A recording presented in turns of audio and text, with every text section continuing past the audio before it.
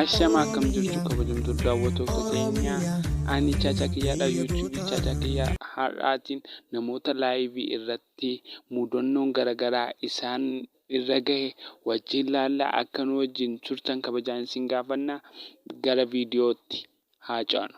Namoonni yeroo hundumaa laayivii irra taa'anii mudannoo garaagaraa isaan irratti uumamuu danda'a. Kan kofalchiisanii fi kan nama gaddisiisan ta'ullee ni danda'a. Garuu mudannoo kana bilchinnaan jalaa ba'uu ni danda'ama. Garuu namoonni tokko tokko balaa hin taaneef saaxilamu yookiin salphina hin taaneef saaxilamu. Mee isa tokkoffaa haa ilaallu. Namichoon kun gaazexeessittiin miilaan yommuu tuttuqtuun danda'uu hin dandeenye dhaqee akka nagate.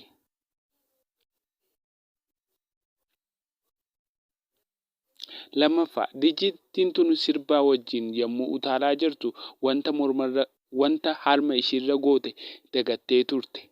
Innis akkanatti ishii salphise.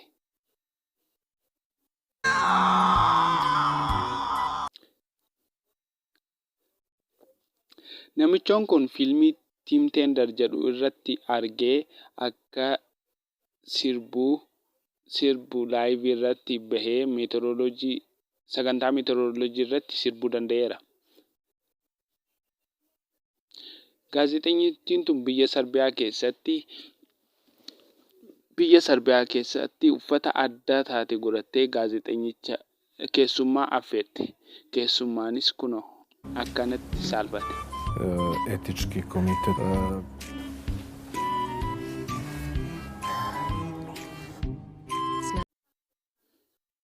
Mucaan kun Niikii Minaajiin jaalatee miti. Garuu laayivii irratti qabameera. Ilaalaa. Dargaggeettiin tun daansii tiweerii jedhamu yookiin akka biyya keenyaatti toork jedhamuun beekamtuudha. Gaazexeessaanis kana naa shubbiseedheen. Ergasii kun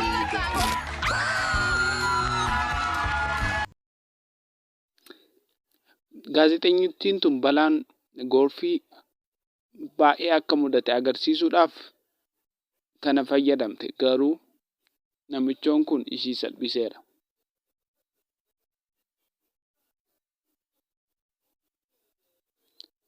Gaazexeessittiin biyya Raashiyaa qophii gaggeessaa jirtu saree kanaan akkanatti mudannoo garaagaraa irra gaheera.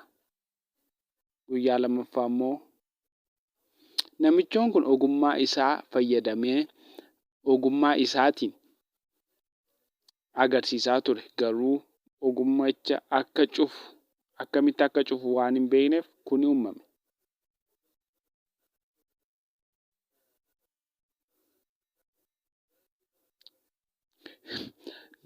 Dargaggeettiin tun laayivii irratti nama dubbisaa turte. Garuu osoo kaameeraa hin cufiin kan uumamte. Ergasii kun uumame. Namichoon kun laayivii irratti tapha rookii yookiin tapha qillee akkamitti akka taphatamu agarsiisaa ture. Garuu wanta inni kaase naa ilaalaa. Hin beeku akka naan hin jenne.